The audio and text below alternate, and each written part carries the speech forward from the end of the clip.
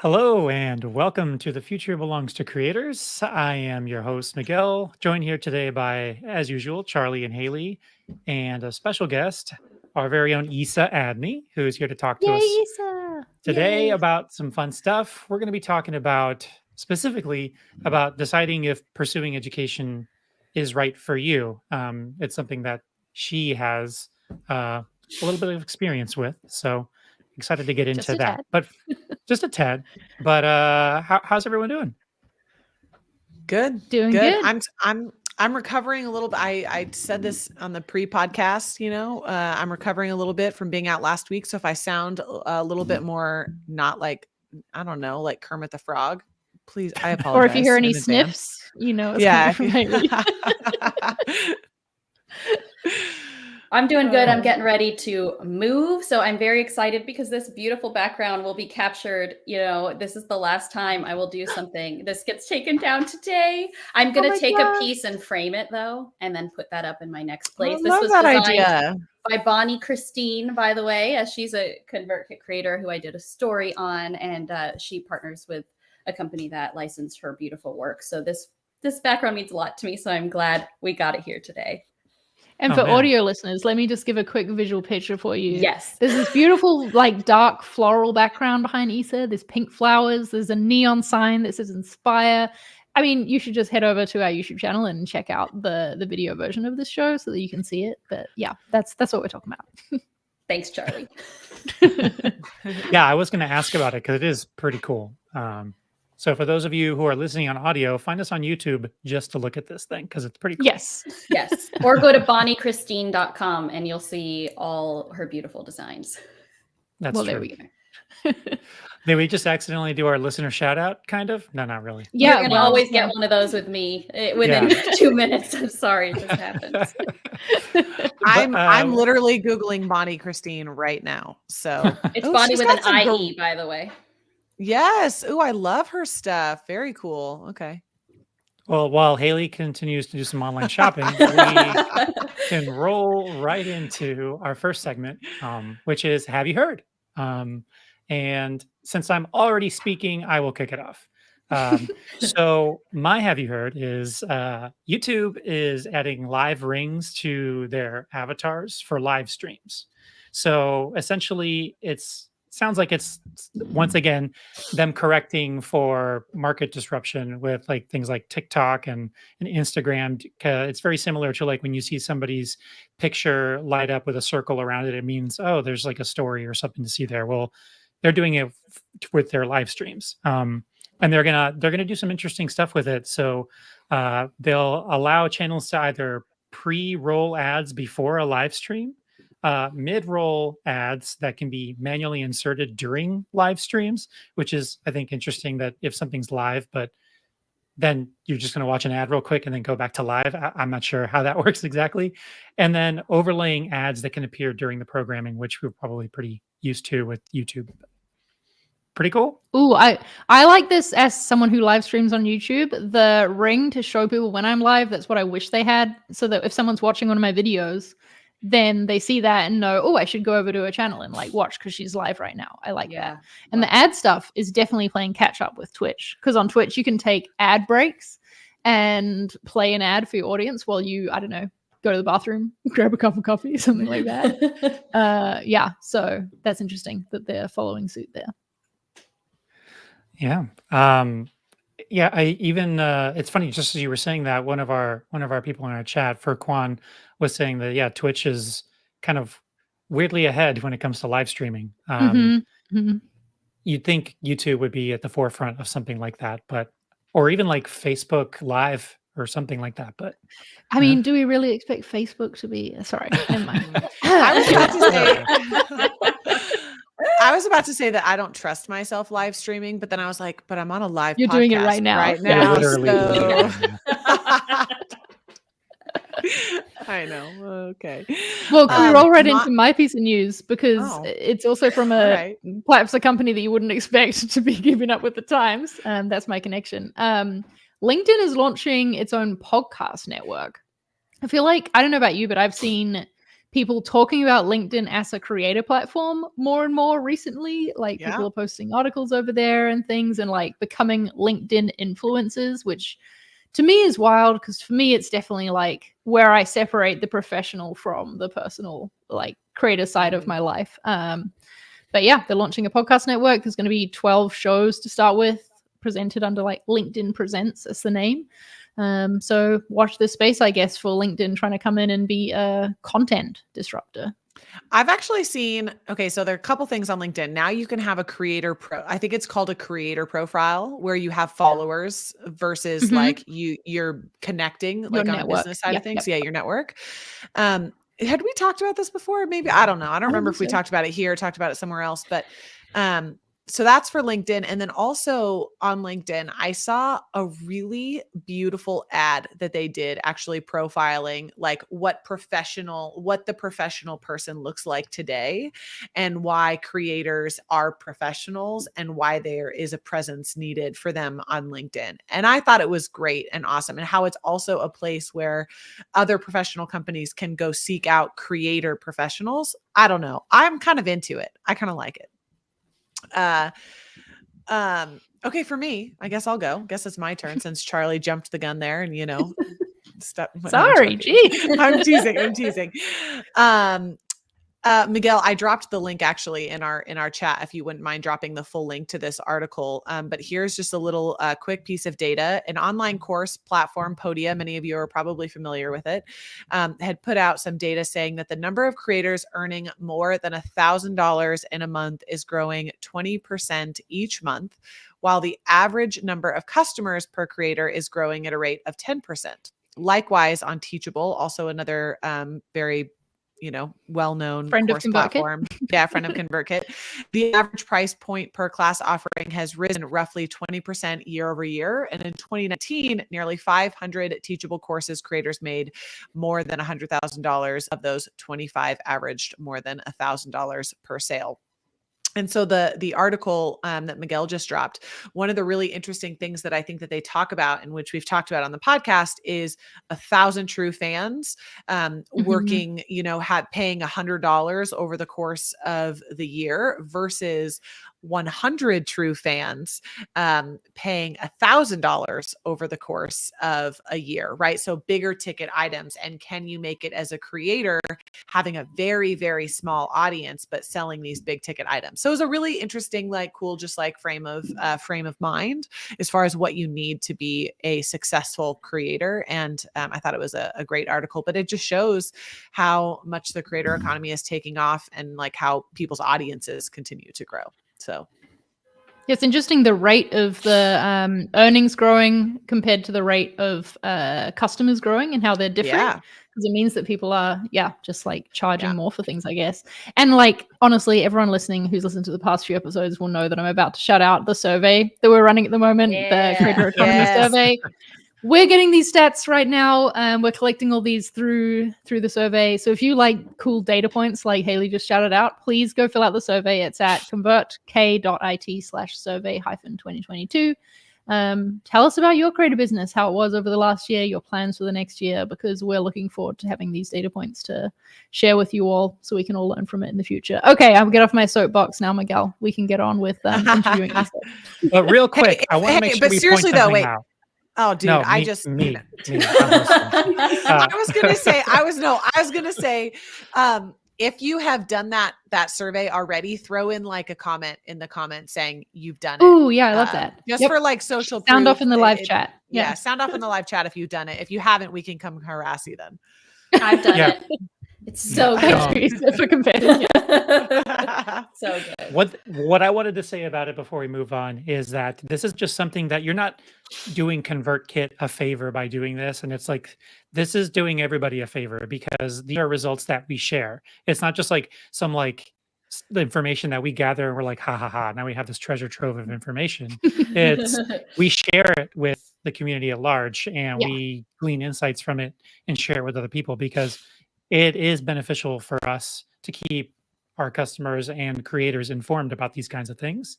So we all win. So it's not just like, for us. So everybody, it's only as good as people who contribute to it. So contribute if you want, if you can. Thank you for That's joining all. me on my soapbox, everybody. Yeah. All right. All right. Well, without further ado, let's get into our topic today, which is talking to Isa about specifically about education and what kind of.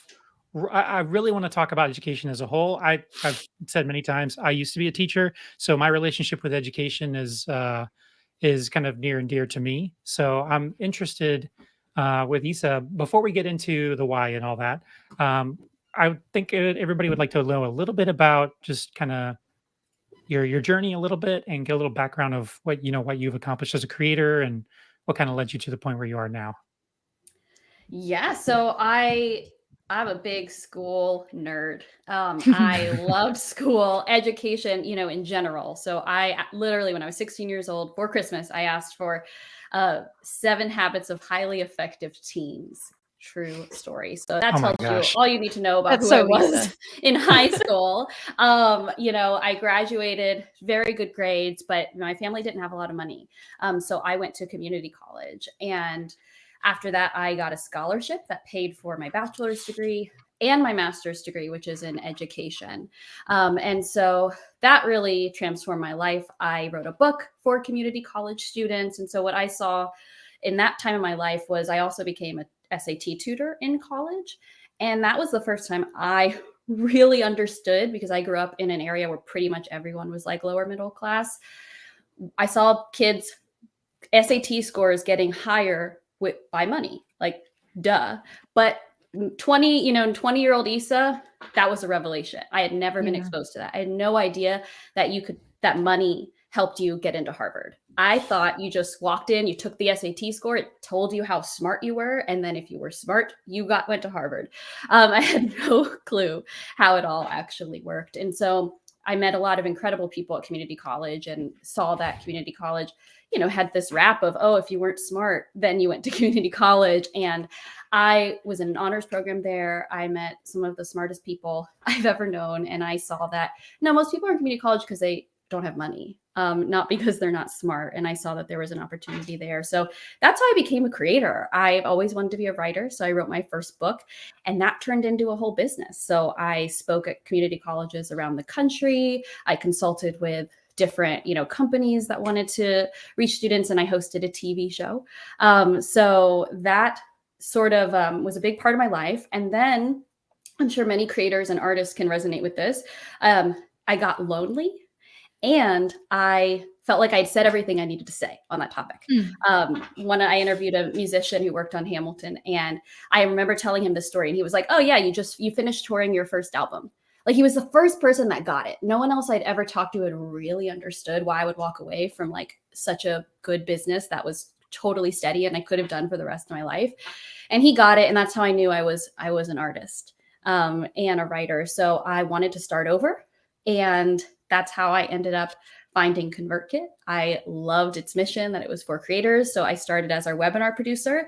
And then a couple years after that, I pitched this idea to start telling our customer stories as a writer and a filmmaker. And that's what I do now. And I had just started, the reason why Miguel asked me here is just recently I started a Master's of Fine Arts in creative writing. And I'm also going to do a concentration in film.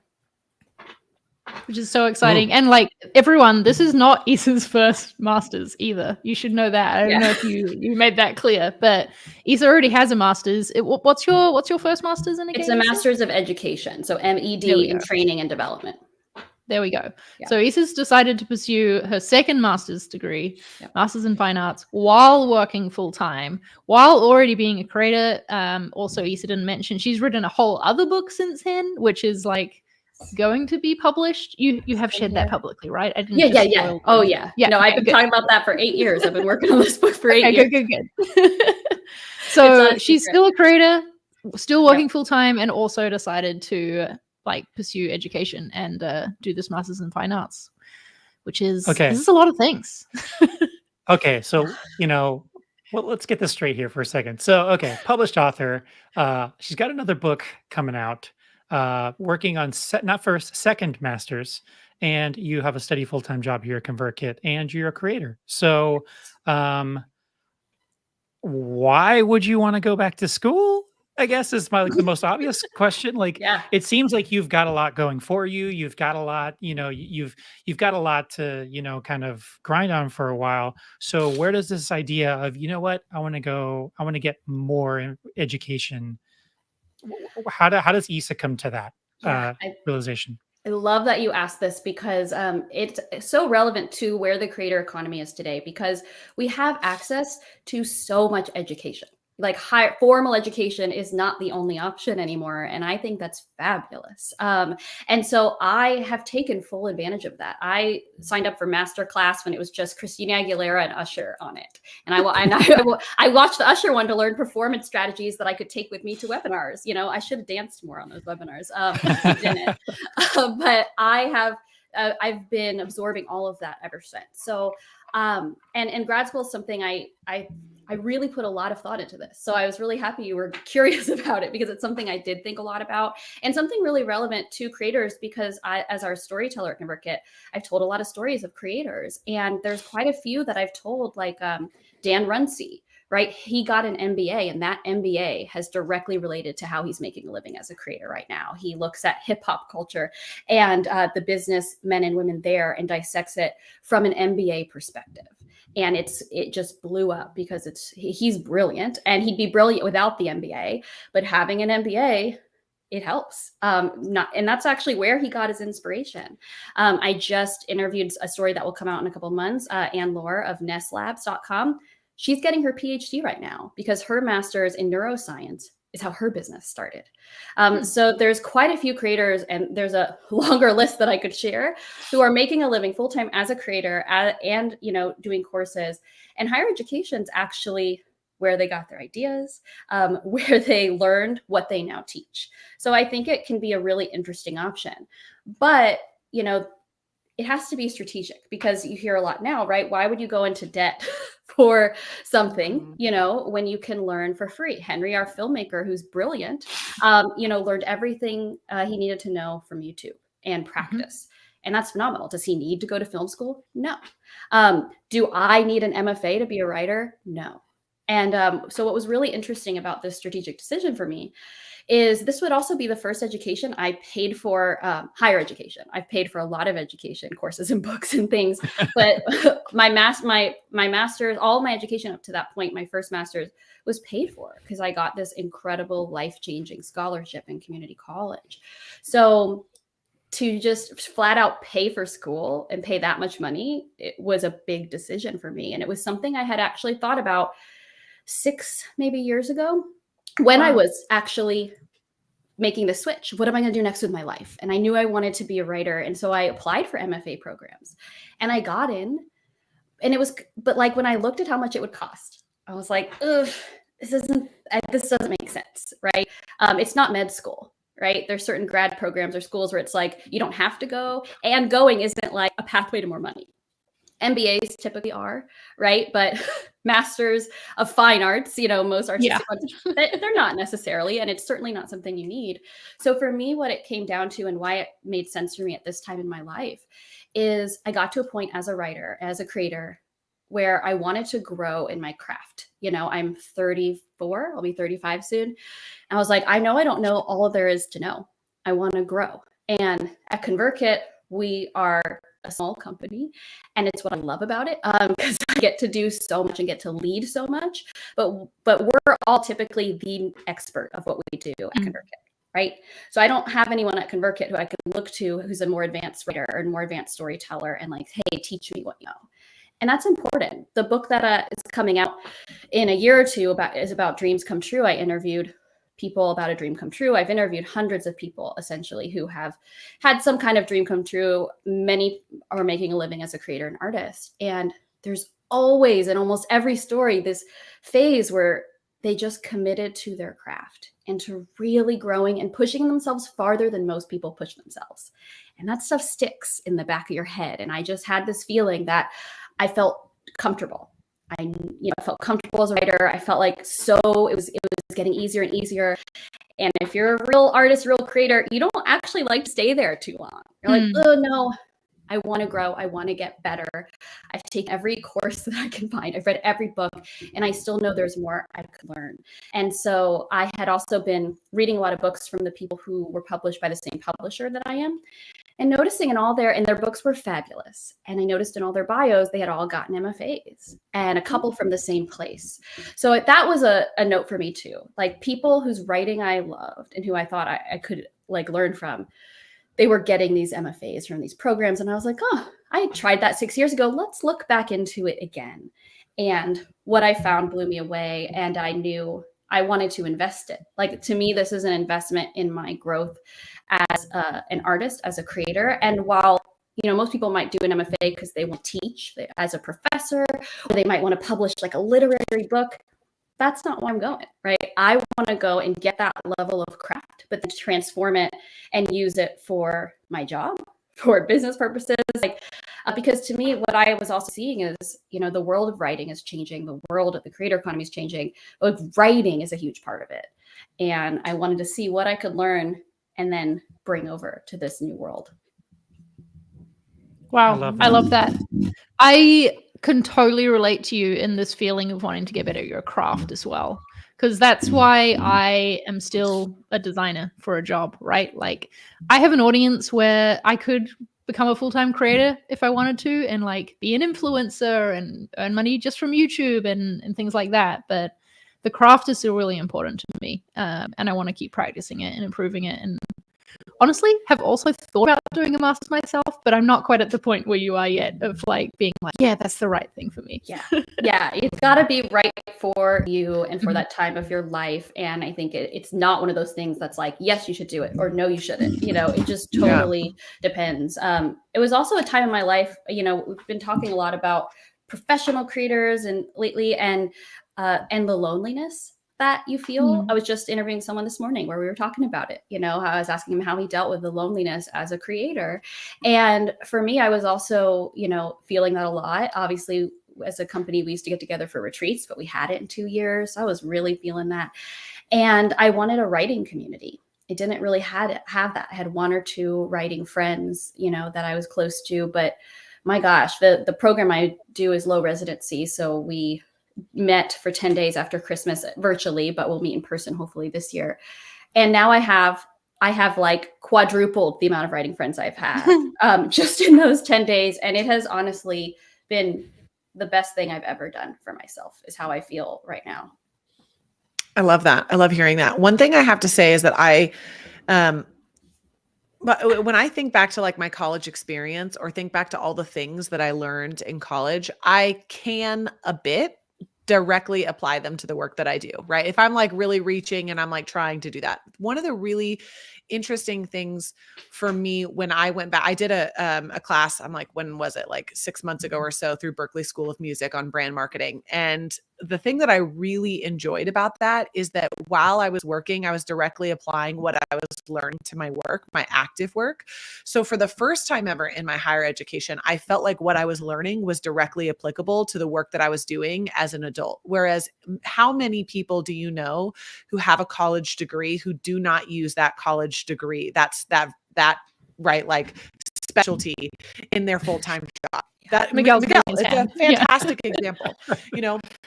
So if Miguel went back, right, you know, a lot of what he's doing is on the, you know, the computer, the technology, the engineering side. And if he went back and did some education, for whether formal or informal, he's choosing it based off of the career and the job that he wants as an active working contributor adult in your professional career.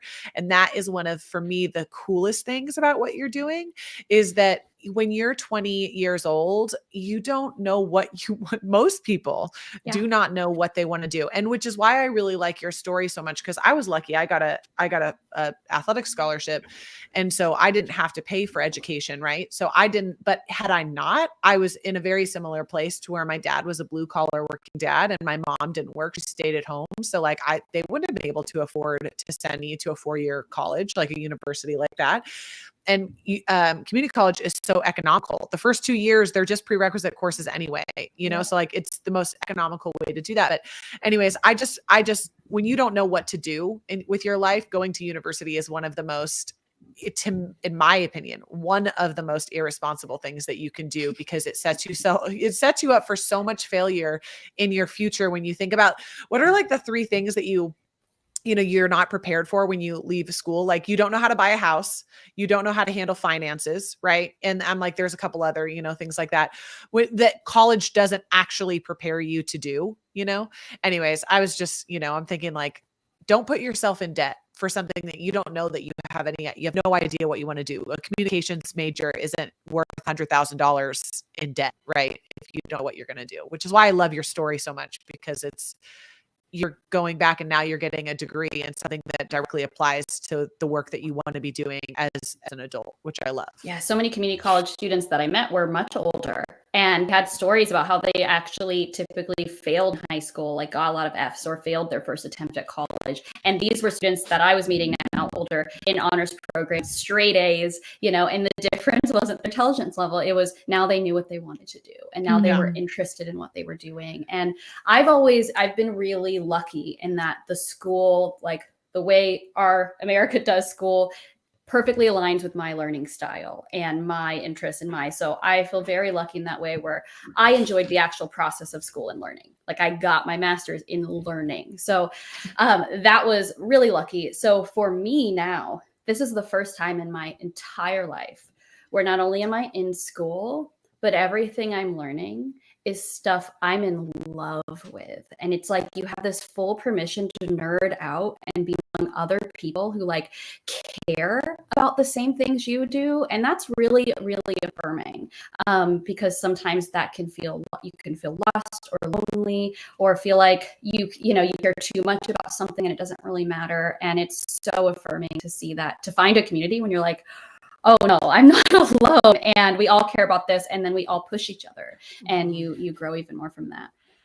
I wonder if that, because I'm thinking about why you would choose to do like tertiary higher education, the formal kind, versus online courses in niches focused on writing, etc., where like I'm sure you can find other people who are interested in writing in the community surrounding them too. But there is some extra level of commitment, right? When it's a formal education, it's a degree, it's a master's. There's a level of expense there of people who are investing in themselves just like you are, right? Yes. That they're going to be committed and want to be held accountable, want to hold you accountable too as part of that.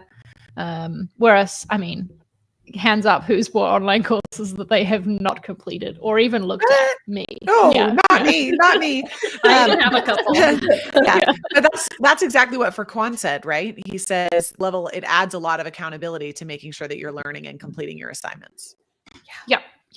And I know for me, the like style of learning, I need some accountability and I need someone to be taking me through the process of things. So that's why university really suited me. And why I would consider doing a master's is because of that as well. Such a good point, Charlie. I never thought about it until this moment, but I've taken a million online courses and I never found that sense of community. And I'm sure it exists. Okay. I definitely am sure there are course people who do a really good job of this. I just haven't experienced that. And I think a lot of the reason why too is even when there was a community aspect, you kind of had to do it on your own time. And I've never been really great at that. And so what's so nice about this program, especially, is you do these 10-day residencies twice a year. So like I took off work. And so for 10 full days, I was doing nothing but engaging with this community. This time it was on Zoom. Next time it will be in person in Vermont. And I was blown away at how close I felt to people, just even doing it virtually. Just it puts you in this really cool bubble. If you've ever been to a conference that you loved and you have that like intense high, it was like that even virtually. And you're right. It is a different level of commitment. So you're with other people who also said, I care about writing so much that I'm willing to, spend or take out loans of tens of thousands of dollars and dedicate a ton of time to this. And it is a different sense of commitment. And I do think it made a big difference in how I connected, because they're all as crazy as me, like we're all willing to do this, and not for money. An MFA is not a thing you do because you're like, this is going to make me a lot of money. And It's people who care deeply about craft and art, and those are things I care about. Those things can make you money if you're at the top 1%. But I think also if you care enough about growth and craft, it's an interesting option to explore. It has to be the right program too. That's a whole other thing. Not every program's equal either. Yeah, there's such a direct correlation with the return on investment. And I feel like a lot of the times, like the guarantee that I feel like probably you all were probably given as a young adult trying to decide what to do in college is, well, you go to college because then once you finish college, you're You guaranteed to get a have a good much job. better Yeah. job and you're Mhm. pretty much set. And if you don't go to college, then your options are limited instead of going straight into the workforce. And as somebody who has a degree that they no longer use, my relationship with education has been such that uh, I went back to school to a coding boot camp in Seattle for a 3 month intensive course. And those 3 months were really something special for me because in all the years that I spent in college, never did I really like go heads down into something that I was that interested in and felt so engaged with. And there definitely is something to be said, especially if you're already in your career like you are, Isa, and Yeah. you're deciding to go back and invest in that career further. Um, the things that you're learning in that can in parallel benefit the work that you're doing now here at ConvertKit, I would Yeah. imagine, Oh, or the work that you're doing as a creator. my first story after the residency was different. Like, I knew it was different. I saw some things that I added because of just even the first 10 days. And so I know that the story I write 2 years from now is going to be different. And the thing is, the stories I write are really good. I know that they're great. But I want to see them get even better. Mhm. And Mhm. I'm the one who needs to push, who wants to push myself in that way. And I'm excited to see what that looks like in 2 years, because I am already seeing a difference. And it's so fun because it puts a different lens when you're learning. Is you have this other filter where you're also immediately translating it to your life, to your Yep. workplace, to things that could make you money, And so I think that's been hugely helpful and fun. You know Yeah, what I'm thinking here is that there's a lot that online course creators can learn from formal education. Because I feel like normally, I don't know, we've seen online courses as this like fantastic option where you can get all this learning for so much less than like paying an institution for a piece of paper. But there is a lot of positives about formal education that we don't currently get in most online courses. And so what I'm seeing and like hearing in this as someone who is thinking of making an online course in the future is that the like accountability piece is key of like planning a really good curriculum essentially for your online course, and making it as like detailed and coherent as a formal education one is, and building a community around it where the involvement is part of the course itself so that people are connecting and making those networking connections, keeping the group small too, probably, because if there's too many people, like thousands of people taking an online course, you can't connect with everybody or know who is the serious ones either. But yeah, I don't know, just food for thought for any course creators listening. That's what I'm thinking about. you're so right, because when it came to time for me to choose which coding school to go to, there was the online only options, there was teach yourself option where you just sign up and you teach yourself how to code. There was in person, there were hybrid models. I mean, there was all kinds of things. And ultimately it came down to like me soul searching and saying, what sort of accountability structure is necessary for me and what have I succeeded in the past? And if it's do it yourself by yourself, I know if I'm being honest with myself, that's not going to work out for me. I'm going to fizzle out. So I was like, I need to be there in person, in with my butt in a chair, in front of a teacher, and surrounded by other people who are there for the same reason in order to succeed. And that was me. It might be different for someone else, but for me, that is the way that I know I learn best and that I hold myself accountable best is with like external factors. And so if creators can create online courses that can bake in some kind of accountability measures, I feel like they would see a lot more success rates. Because if at the end of the day, the only person that yells at me for not doing it is me, then I'm just gonna whatever, not care, if I'm being honest with myself. So I love that thought of thinking about, what do people like or get out of higher education that you can bring into your own course. I think that's a really great lens to look at things from, Charlie. And it also makes me think of another thing that drew me to this program in particular, and that was really important to me. It won't be important for everybody, perhaps, but one of the things that I think I hesitated on getting an MFA in writing for so long also is I did not see myself represented in that world. In that literary writing world, it is historically white. And I am half Puerto Rican, I'm biracial, and I just did not see a lot of people of color in those programs, leading those programs. And I just wasn't sure if I belonged. And this program in particular was led by an incredible person who was in our talk, like our admissions talk. He talked about how much diversity was important to him in this program and in growing this program. And I saw a lot of the alumni. Also, there was a lot of diversity there. And that was really important to me. And it also, I think, deeply affected how I experienced the residency. There were special sessions just for BPOC. And it was the first time in my adult life I've ever experienced anything like that. And it was really, really transformative. And so I think, I think that's something any course creator could consider when sharing testimonials of past creators, and showing if it's a safe space for all people can be really helpful. Love that you called that out. Now, Isa, before we transition out of this segment, I did want to ask you, given your experience and what you're currently experiencing, if for the creators out there who are maybe toying with the idea or flirting with the idea of doing some kind of further education or finding a way to inject some kind of education into whatever it is that they're doing, what advice would you have for somebody maybe like you were kind of flirting with the idea but not quite sure whether to make that choice? What would you say to that person? I think the best thing to do is look up creators whom you admire, who do work that you admire, who or maybe somewhere you want to be. LinkedIn is a great place to sometimes, speaking of LinkedIn, to find those people. You're probably finding those people in your ecosystem already.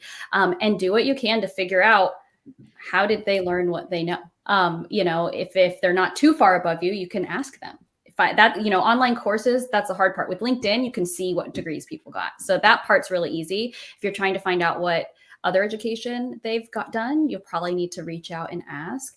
I think that's a really, really the best place to start, because for me, it was when I saw not just one, but so many people writing that I really appreciated, seeing that they all had an MFA. Like for me, that's when I was like, okay.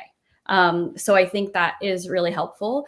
And then I also think once you have sort of a sense of where you might want to go, talk to as many people as you can who have gone that route. So for the higher education route, it's really easy because you can look it up on LinkedIn and find a ton of alumni. Connect, say a message. I've done this my whole life. And you can just say, I'm applying this program, would love to ask you, a question or two, just via email. I'll usually start out about your experience. And most people will say yes. They, would appreciate talking to you. And so I did a lot of that research for my current program, and everyone just had the most glowing reviews. And I could see where they are today. And they were in some good places. There were people working in media, in CNN in New York. Like there were people who had book deals and who were publishing work. So that helps too, is you can kind of see that pathway. So I think doing that research is important. That's good advice.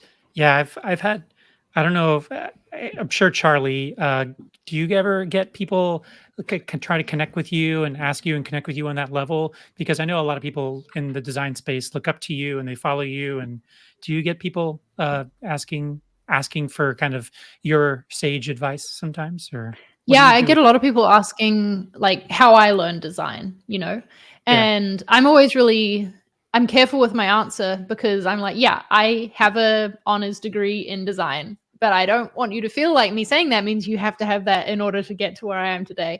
And I always like sort of give that clarifier. as well, especially because the school I went to is in New Zealand, and it's the top design school in the country, but no one's freaking heard of it outside of New Zealand. So, it's like, well, how relevant is this if I tell you, person in Ohio, that I went to Massey? Yeah. Well, all right. Well, before we go, there's one last quick segment that I wanted to go over, and that is our listener shout out. And our listener shout out is going to be a little different today because it's actually somebody that is in our team. And her name is Elizabeth Sloan. And what she does is something called Remotely Well, which I think is a really clever name.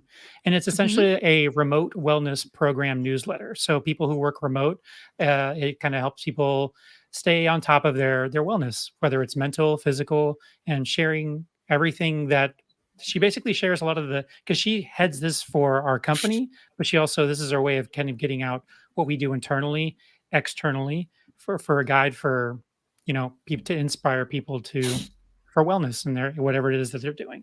And you can find her at remotely-well.com. And it's actually, she told me it's a CK landing page. So it's a Convergent landing page. So go her. Way to leverage the job. Nicely done. And I asked her what we always ask our listener shout outs is to share something that's like a win they've had recently. And she said that she is up to 7 subscribers that she doesn't know personally. So there's always like mom and your everyone on the ConvertKit team. Yeah. Everybody on the ConvertKit team. But there's 7 people in there. She's like, I have no idea who these people are, which she says that's really small but super motivating for her. And also her current wellness activity is the most popular one that she's ever done. So things are getting better and better. And it's really rewarding seeing other people benefiting from the work that she does every day. So I just want to call this. Oh, maybe we're going to say the same thing, Haley. Nope. You go. Haley, go. I'm going. I'm doing it.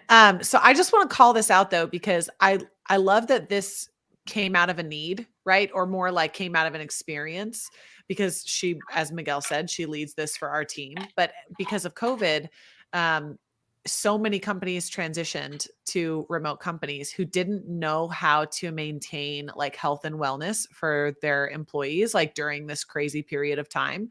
So when I look at this for Elizabeth, maybe like her core audience is really going to be like, or if she wanted to monetize this, right? Let's say down the line, or however she decides to monetize this, this is actually the latter example in the article that I shared in my Have You Heard, where she could have 100 people on her list, but it could be like a high ticket price item. They're paying it's like a company that's paying $1,000 for a guide to a wellness program for remote companies versus, right, all these individuals. So she doesn't need a big list. She just needs a small list of the right people. And that's, I just wanted to call that out because 7 people could be 7 people that work at technology companies that went remote online, and all 7 of them bought $1,000 course for her. That'd be a great conversion rate. But you see my point. I just wanted to call that out, that sometimes it's not like the number that matters. It's actually just like they're the right people on the list. Exactly. Yeah. And I think that if anyone listening is working at a tech company in like the people department, basically, if anyone's responsible for the wellness program, then you should definitely subscribe, check it out, or tell your people team about it and get them to subscribe. Yes. Because we have a great wellness program and it's led by Elizabeth. We do. Yeah. All right. Well, before we go, I would be remiss if I didn't mention where you can find Isa, which is at isaadney.com. That's ISAADNEY.com. And you can keep up with her, and hopefully you can get her new book that's coming out sometime. All 2023. All 2023. Mark your calendars. Yeah. All right. Well, thank you so much for being here, Isa. This has been great. And I could talk to you forever, but I don't think that Charlie and Haley... Wait, you don't think we want to talk to Isa forever? I'm like, what? I don't know. It's like the conversation you're all having without me. How's this going to end? I don't think you would, because then I would just ramble forever, and then I don't know. I don't think. I feel like this is a good place to end the podcast. All right, Brett. We haven't said what we're doing next week. Oh, sorry. All dang right. it. All right. Haley, take it away because you're the host next week. Oh, well, I did not come prepared for this. It's Thomas Doolin. Do you know? Can we Ever heard tell of you him? what you're doing next week? Yeah, I haven't got a full confirmation on this yet. So Okay, so maybe we should be announcing it to everybody, but maybe yeah. hopefully we'll be hearing from Potentially. yeah, audio yes, producer. potentially. Bye. Well, that was the worst outro ever. Thanks everyone for coming. We'll see you later. Bye.